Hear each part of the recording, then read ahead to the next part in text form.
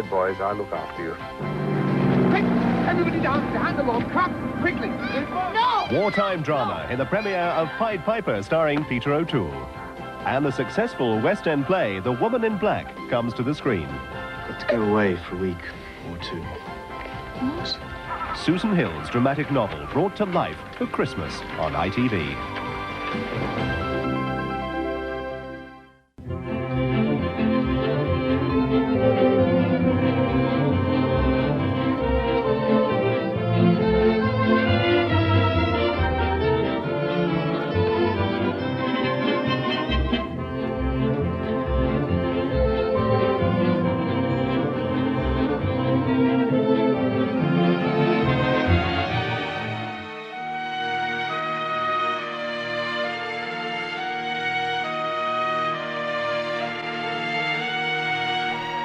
And welcome to From the Archive, a British television vlog.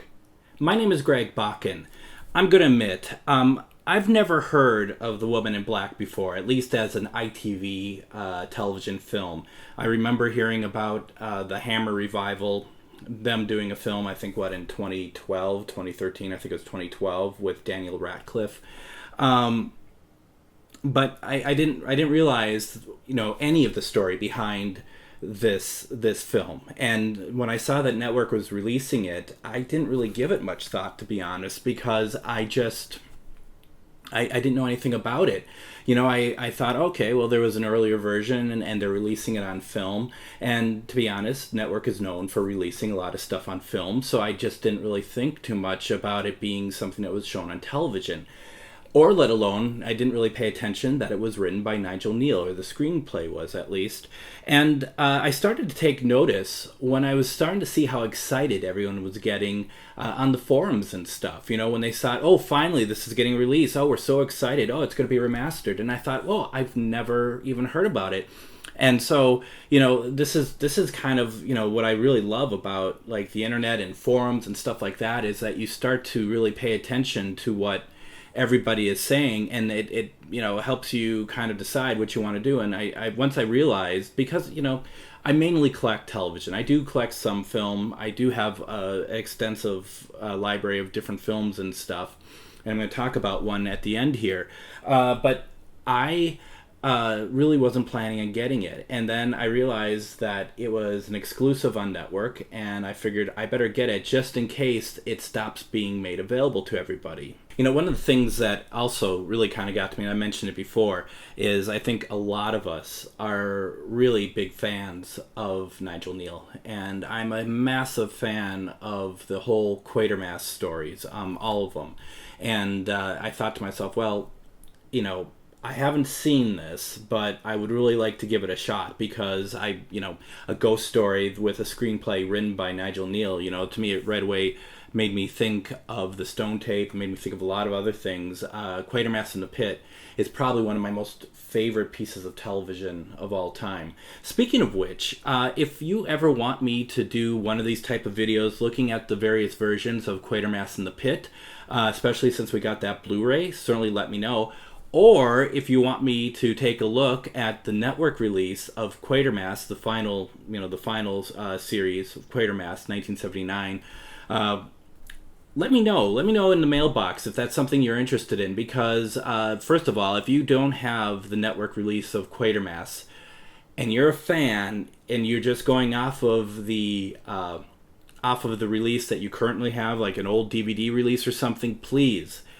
This film transfer is amazing, and that's one of the things that Network is doing really well, and we're going to talk about restoration a little bit later on here. A little bit what I know about The Woman in Black, and to be honest, I didn't know anything about it.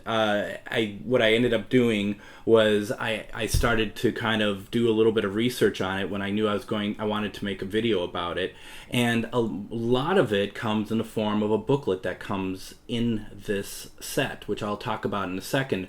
But The Woman in Black started off life as a book written by Susan Hill in 1983, and after she hadn't written anything for about 5 years. She stopped because she had a family or she had a child, and she took all of her time to take care of her child, and decided that when it came time for her to write another book, that she really was noticing that there was kind of a void for ghost stories. There weren't any good ghost stories, like the type of like ghost stories like M.R. James, those type of stories that were really big for Christmas, in particular. If you ever have like the BFI box set of ghost stories for Christmas, that's the kind of thing that she's talking about, that she noticed that there's a void there, and that she decided that she wanted to write one herself. So she did so, and it was released, like I said, in 1983. Probably almost immediately, quite honestly. It didn't take long at all.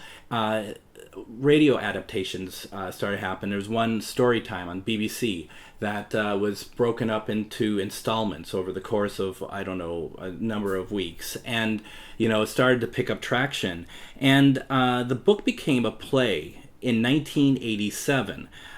Which honestly has grown a lot over the years. In the book that Andrew Pixley wrote, he had mentioned how it starts off as a very low budget play. But I looked it up. It's still running. It's running in a couple places in the UK. It's also, in one of them being London, it's also running in New York. And, for something that started off as kind of a small thing, suddenly it's has sustained very well, and has really, I think it looks like to me, it's taken on a life of its own. And then in 1988, the TV rights were bought by Central Television. It was decided by the people who bought it that they would approach Nigel Kneale to write the screenplay. At that point, everybody knows Nigel Kneale, in the UK at this time. He had made, such an impact on British television going all the way back to 1953 with Quatermass Experiment. And, people knew that if you wanted to kind of write a ghost story or something that had some sort of, I don't even know if you want to call it paranormal, ghosts, or whatever, that Nigel Kneale would be your person to talk to and do that with. And so he was approached for it, and he wrote the screenplay for it. As it happens, it's interesting because Nigel Kneale talks about this adaptation of The Woman in Black, and he talks about how it was a good, it turned out very well, which if you've ever read any interviews with Nigel Kneale, you're going to know that that's praise indeed, because he doesn't really talk well about almost anything that he has a hand in. And it's not to say that he dogs it, but he's very critical. He's very critical about a lot of different productions, and he wasn't about this one.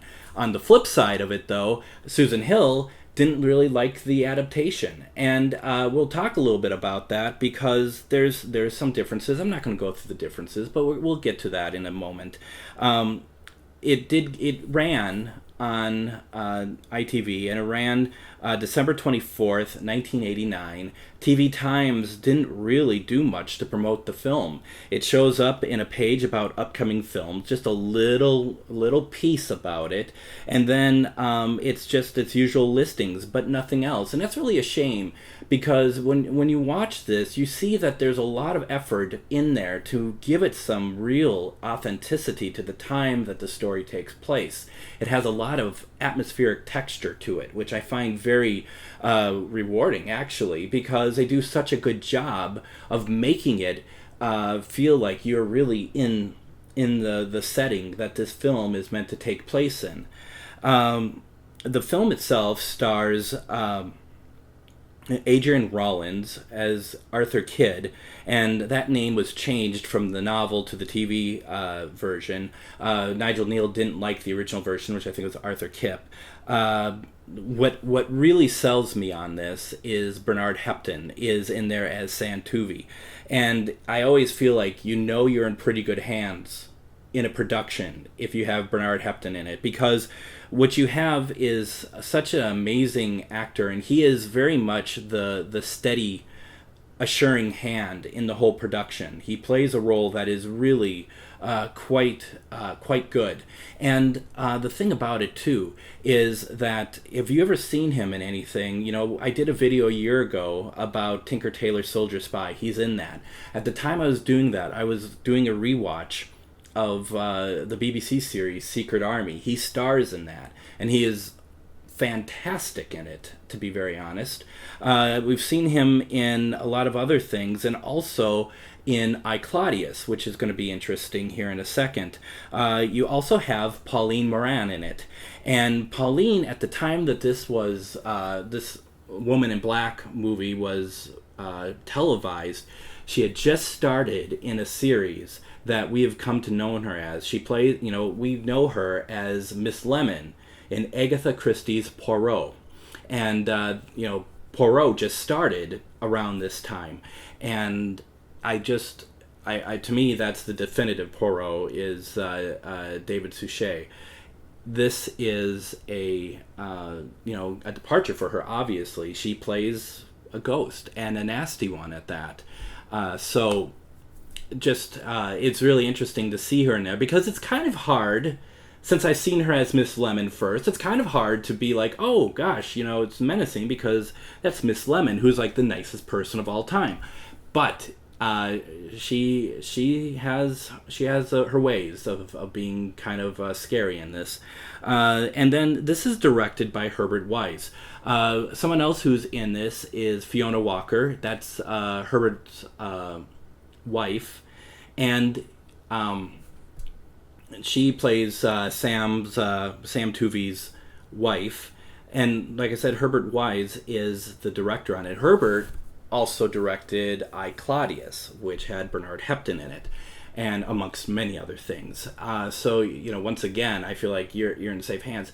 Incidentally, if you have not seen I, Claudius, please do. It's well worth it. You know, it's well worth watching, and it's this wonderful, wonderful production that if you start off and you're like, oh, I don't know, this looks very stagey, stay with it. It's worth it.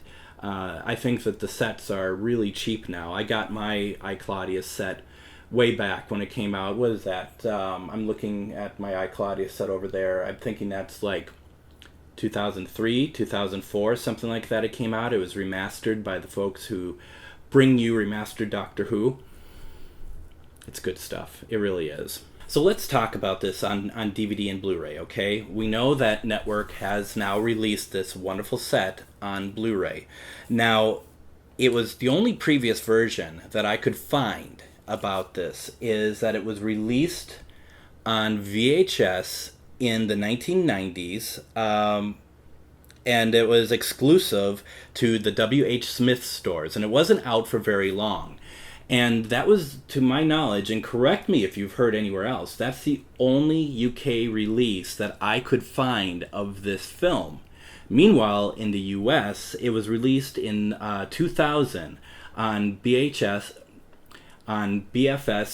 home video. For you in America, do you remember BFS? They released for many years. I think their boom was mainly with VHS stuff. They released a lot of British television. They released all of Blake 7. They released Steptoe and Son, at least the color episodes. They just kind of took the BBC releases of the color episodes, and then they released them over in the US. They also released on DVD the first color series of Till Death Us Do Part. That was the only DVD release of that series, or even any release of that series in the US. And so they had, and they also did all of the Dad's Army releases in the US too. Once again, they only released a few volumes of the color ones, and then a lot of these releases that they put out in the US, they actually went back and they released them on DVD. No new content apart from Till Death Us Do Part, but they released all of these series that they previously released on VHS. So, for example, I think there's like 4 or 5 volumes of Dad's Army that was released on VHS. Nothing else. Well, they re-released those on DVD. And I gotta ask you out there, those with sharper minds than mine, I seem to recall that BFS Home Video wanted to release Blake 7 on DVD. because they released Dad's Army, the episodes that existed. They released Till Death Us Do Part, and I swore I saw that they were going to release Blake 7, and I want to say that they did it in a way where they were going to put like 10 discs out of the entirety of Blake 7, which would have been horrible. I think total, I'm doing the math in my head really quickly, I think at minimum there's 20 discs on the UK set. So obviously it would have not looked great, but I swear, not only did I think that they were going to do it, I think they did do it, but I can't find any evidence of that anywhere. You know, if you remember this at all, let me know, please. I'm very curious about it. So they released The Woman in Black, and it was released on VHS and DVD. This DVD, which, you know, up until 3 months ago, I didn't even know what The Woman in Black was as far as an ITV Central Television production. This is a very rare, hard to find DVD. Now, you know, worthless, quite frankly, because why would you want that after you take a look at what the network DVD looks like, or Blu-ray, excuse me. You know, I guess I'm assuming that the DVD looked better than the VHS, so it would have to. But I mean, the thing is that this film, when it was shown on ITV, it was not broadcast from film, it was broadcast from videotape, very much the standard at the time. It was probably also edited on videotape, so it was, you know, all the film pieces were transferred to videotape and the editing took place there. So, you know, you're going down a couple generations before you even get it to broadcast, which makes this restoration by network all the much more better. And of course, there are no extras on this DVD from 2000 by BFS Video. I mean, that wasn't something that BFS Video did anyway. Whether or not, you know, something like Dad's Army, which you think that they, you know, could find something like The Woman in Black, no way, right? No way. So, with that, let's talk about this. So this is the network release of The Woman in Black on Blu-ray. And what makes this amazing is that it has been restored from literally the ground up using, going back to the original 16mm A and B rolls and audio elements, giving this absolutely the best look that it possibly can. Now, the one interesting thing about this, and I'm going to open this up, and this is the one thing that's kind of frustrating about this release, is that the O-ring is super tight on this. Really, I mean, and I don't want to break it, you know, I really don't. But on the cover, and this is the first time I've seen this, and I've, you know, poor network, I tweet them stuff all the time, and they're probably like, go away, Greg. On the cover, it says Network Restoration. And this is the first time I've seen this. Not to say it hasn't been anywhere else, but it's the first time I noticed it. So the one thing I wanted to do was figure out what this meant, because I've been talking about network releases for a while now, and about the restoration. So this was an internal restoration. This was done within the confines of the people that they hired to do restoration, and it's not out to, like, you know, BBC Studio or anything. So some of the other stuff that they restored was Monty Python's Flying Circus, which I'm working on a video that I started last year to release, to show that. It's a big adventure trying to get that done, because there's a lot of stuff I want to include. But they also did, you remember when I talked about the Avengers set last year, the Cybernaut trilogy? I mistakenly had attributed that restoration to BBC Studios, because I didn't know Network was doing it. It's the people, I got the right people's name in there, because the same people who worked on this, but I attributed it incorrectly. This is being done, and I checked with Network about it. I asked them directly, what does this mean? What other titles have you done? And they've confirmed the Avengers and Monty Python. I'm sure that there's more, because there's been a lot of films that have been released. So this is really interesting and really quite exciting to me, because, and now this is the realm of fantasy, as Captain Mannering would say, but this, opens up like what else can they restore that other companies maybe wouldn't touch. And right away my mind goes to, well, we know that the new Avengers negative has been found. That they worked on it. They worked on the Avengers for that release. Maybe they're working on other things for the Avengers. That would be nice, especially if it were the series 1 through 3 videotaped episodes. Obviously there's nothing that has been said that even remotely says that that's happening. But up here, I'm always hoping. I'm always wishing. But back to the Woman in Black. I am just thrilled that they're restoring this stuff and going back and making these look as good as possible. Now, what you get on here, as far as an extra standpoint, you get a couple things here. And when you think about it, it's really pretty interesting, considering that this is just a one-off film. And this was what makes this a very exciting release. You get 2 versions of this film on here. You get the original 4:3 or 1:3:1 framed film, the way that was originally broadcast. Obviously, it's going to have a little bit more on the sides because it's a scan of the film now. You're not zooming or cropping of any kind.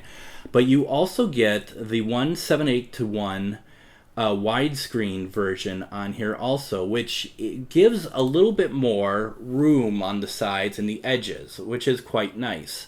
What I'm going to say, though, about that is I would really like it if Network would have been a little bit more creative with that version, because we know that us purists would love to see stuff the way it's broadcast. And I say that even though I've never even knew about this thing until it was released. So, throw me out of that purist category for this at least. But I'm happy that it exists the way that it does. The way that it was shot, there's some shots within the film itself, such as Arthur Kidd being in the house, going through some hallways of this house that he was brought into, because he's actually a solicitor taking care of the estate of a woman who just died, and the Woman in Black is following him around everywhere, and it seems like a lot of people in this little town that he's doing his business in knows all about it, but they won't talk to him about it. At least they know about the Woman in Black, not necessarily why she's hanging out with him. But he's starting to get more and more frightened of her. And we find out what happens, and that's for you to watch. But there's for example, there's a part where he's going down a hallway in the house, and it's lit pretty well. It's a beautiful house. It's beautifully lit, but it's not atmospherically lit. And what makes it interesting about that is that if you take this version, which is, cropped differently, so it's kind of, I think you have a little room to play with here. What ends up happening is I wish they would have graded it a little bit differently. Maybe try to make that hallway sequence a little bit darker and gloomier. Make some things just a little different. There's just a couple things. It's not a criticism. It's just a creative thought. And they may have thought that, and they may also thought, no, this is just a bigger version. It's fine, and it works out really well. It's really nice to have, regardless, one way or the other. But there is a commentary on here with Kim Newman, Mark Gatiss, and Andy Nyman. And Andy is an actor and co-creator of the award-winning Ghost Stories, and he's played Jackie in this production, so he has a first-hand remembrance of a lot of what went on. And of course you have Kim Newman and Mark Gatiss, who are just massive fans of Nigel Kneale's work. So you're going to hear 3 people who absolutely adore that genre talk about it, plus some insight into the production of it. You can't get any better than this. This is a really fun treat, and it's wonderful. I really do like it. Of course, you get inside, and this is what you get inside. You get a Blu-ray. I don't know if you knew that. But you also get viewing notes. And I've taken it out of the case so many times perfectly. Of course, when I do it on camera, it looks like I'm smushing it. But you get viewing notes. And now this is a nice set of viewing notes. I know we're used to getting viewing notes from Andrew Pixley that are like 200 pages in length. Well, this doesn't call for it. This is a very nice set of viewing notes. I got some of my information from here. I don't want to plagiarize and just read this to you. This is a lot of great information about the making of, the background of it, and all sorts of other wonderful things to it. It's 19 pages, and it's like the Avengers viewing notebook. It is really nicely laid out, and they do such a good job about it, and they do such a good job of the covers and whatnot. So it's a very nice piece. And then what's really interesting too is I didn't know if this came with the Blu-ray, but they sent over a reproduction of the press book that Central put out for The Woman in Black, and it truly is a reproduction. It's in fact even on a different type of paper stock than the actual viewing notes. And I'm assuming that this is more in tune to what people would have received back in the day. Probably a little bit bigger, but this is a really nice treat. What's interesting about it, though, like I said, I had no idea that it came with this. In fact, it really, unless other people are able to make it work, because this is so tight, I actually haven't been able to fit this in with the set.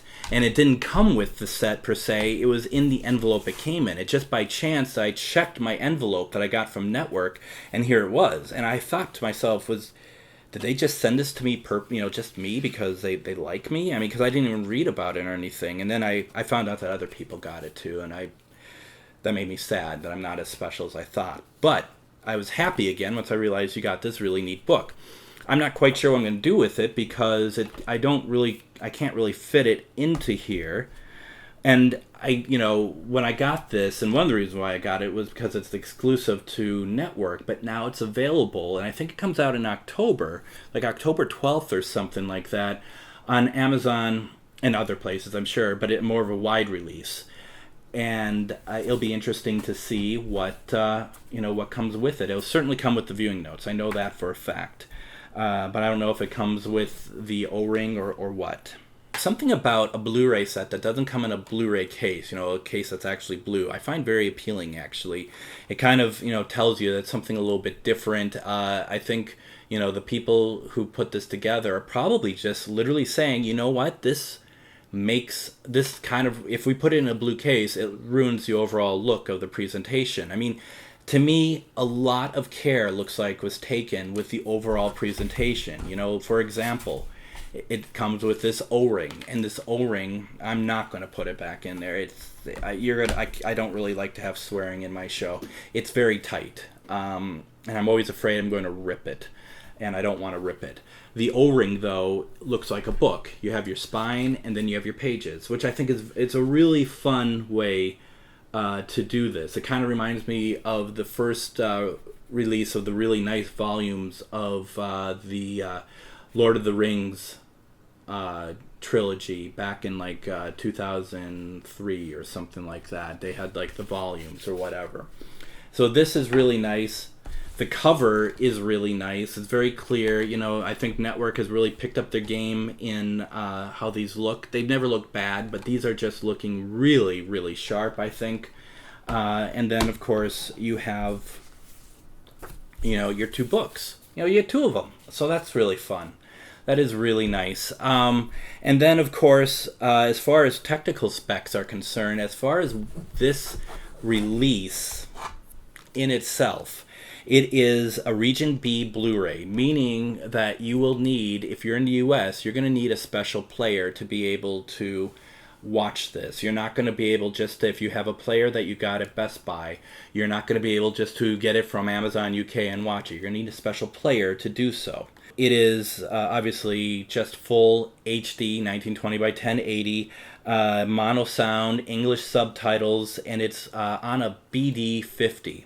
So this is a very nice set, and it has a lot of good things to it. I want to do a couple of comparisons. First, I want to show the difference between the 4:3 version and the 1:7:8:1 version, just to show kind of the framing difference. Here's just a quick little look at that.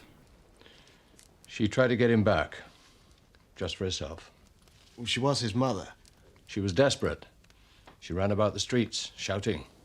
You saw it. Well, at that age, you try not to. Obviously, you don't need to worry about this, but because most people don't have it, and I think if anyone does have it, they would get rid of it, or if they really like the film, they're going to want this. I want to show just a comparison of the restoration from the 2000 DVD release from BFS to this wonderful Network Blu-ray. I want to show a comparison so you can see the quality difference.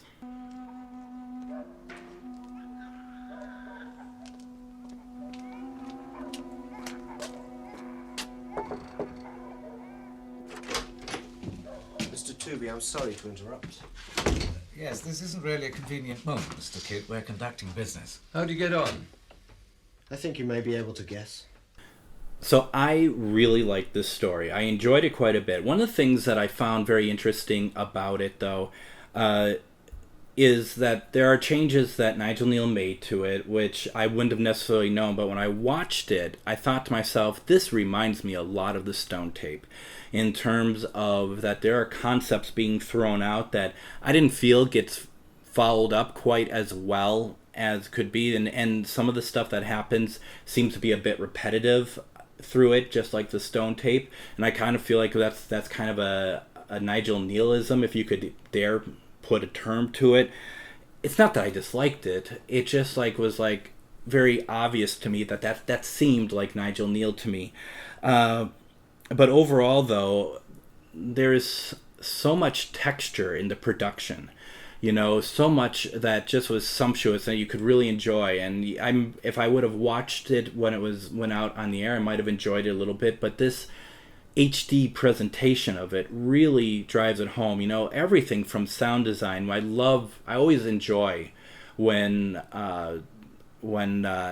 there's people in a carriage that's being drawn by a horse, and you can just hear the wheels going into the gravel and the horses doing their trotting through the street. I absolutely love hearing that in a production.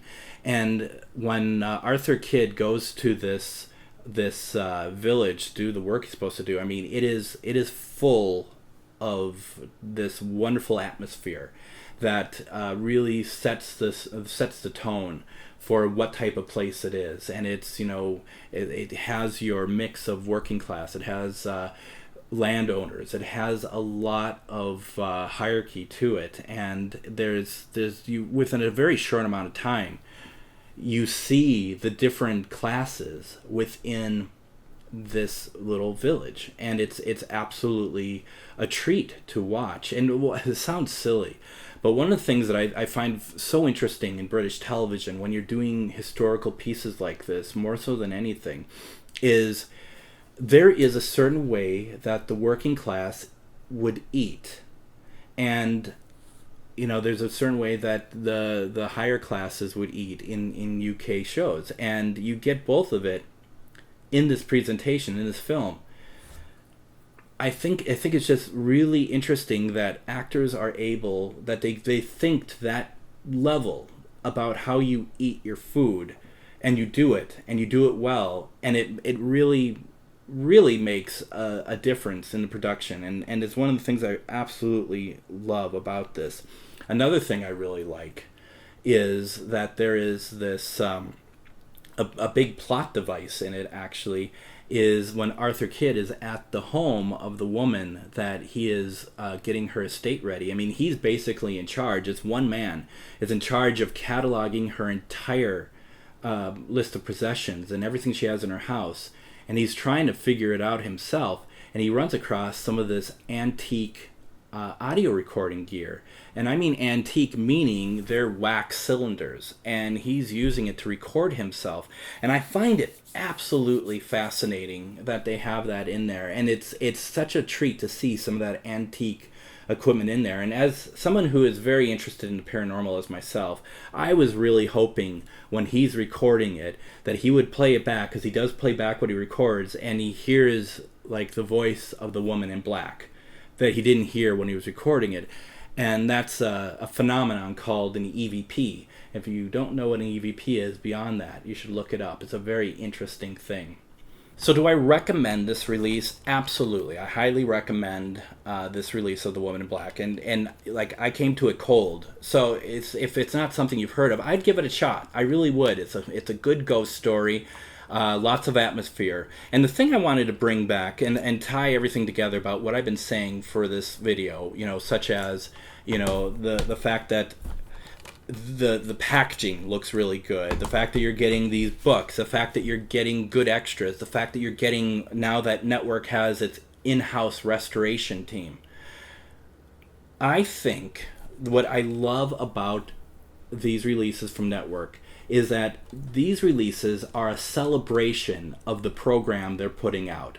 This just isn't a release of The Woman in Black. This is a celebration of this television film, and that they're sharing the celebration with you. And I find this to be the case with the Avengers set that was released. I think that the Monty Python's Flying Circus release, which hopefully someday you'll see my video on it, that is another example of a true just overall celebration of the television series. The only other television series that gets that kind of treatment, obviously, is Doctor Who. And that's because you have just a core of people who are really, really invested in it, and they know that it does well financially.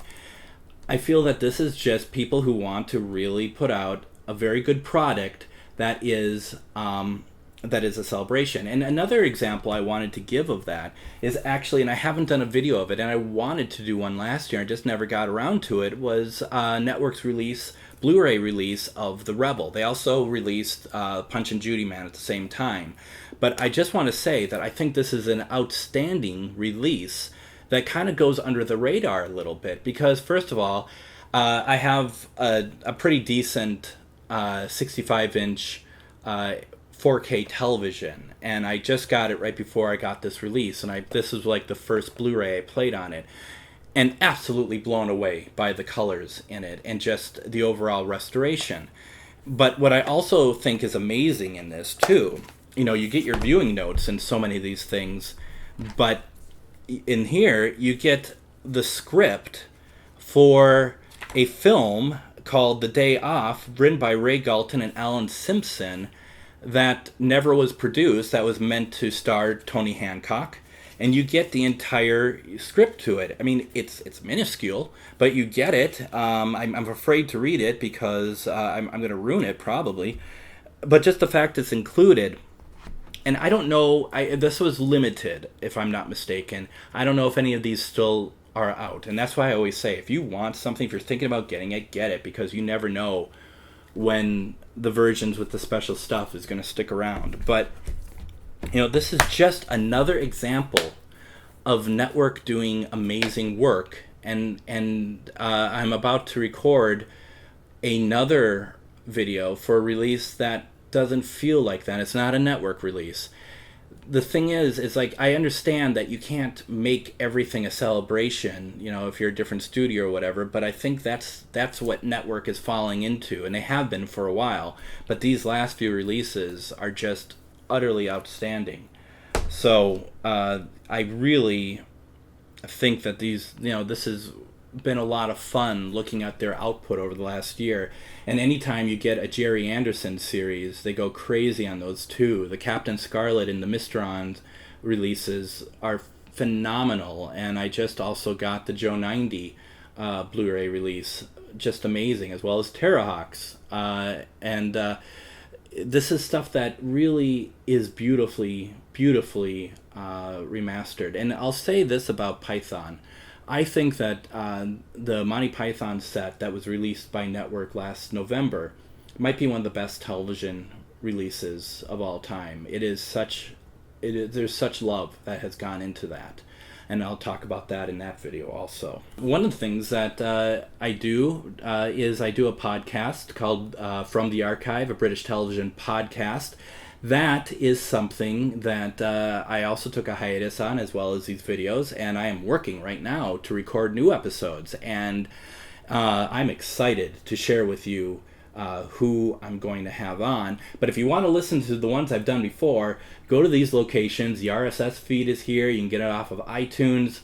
I approach these the way that Network approaches these releases. I look at them as a celebration of the topic I'm talking about. So hopefully you find them worthwhile if you listen to them. Also, I will say that I work with Kaleidoscope, and one of the things that they love to do is to organize television lists and stuff, and I always talk about TV Brain. TV Brain is a repository of listings of television shows, what their archive status is. Now they are also trying to include synopsises wherever they can. I mean, it's a massive database, so they're doing a lot to try to keep up with it. This is a subscription service. It's not free, but please know, as someone who pays every year for the gold service, it's worth it. I go there so often to do my research that it's really a phenomenal piece. I would highly recommend checking it out. That's www.tvbrain.info. Please take a look. Now, what if you want to get a hold of me? What if you want to tell me, give me constructive criticism, or tell me this was fun to watch? I mean, either way, as long as you give me criticism that you do it in a nice way, I'd appreciate it. Or you just want to give me ideas of other releases you want me to tackle as far as these videos are concerned, you can reach out to me. I'm at feedback@fromthearchive.co.uk. Reach out to me. Let me know what you're thinking. I'd be happy to think about any releases that you want me to talk about, and I guarantee I have that release. So, that's not an issue at all. If you want to watch me on Twitter, I'm at From the Archive, all one word. Those of you who follow me on Twitter, you know that I'm posting stuff all the time, whether it's just DVD covers or radio time listings or TV time listings or whatever we can do. It's a lot of fun to celebrate British television. And then my Facebook page is facebook.com/FromTheArchiveMN. And then, of course, it all started with a blog, and my blog address is www.from-the-archive.co.uk. It was before I knew how to do URLs. It was fun. I'm glad I was able to talk about this. I am so in love with this release. I can't wait to watch it again. I think I'm going to watch it around Christmas, to be very honest. It's a great Christmas story, and quite frankly, I enjoy this a little bit more than I enjoyed a lot of the stuff on the Ghost Stories for Christmas. I'm just saying. So, I got that, and, now that I got it, there's only one thing left to do, and that is, of course, put it on the shelf where it belongs and watch it later.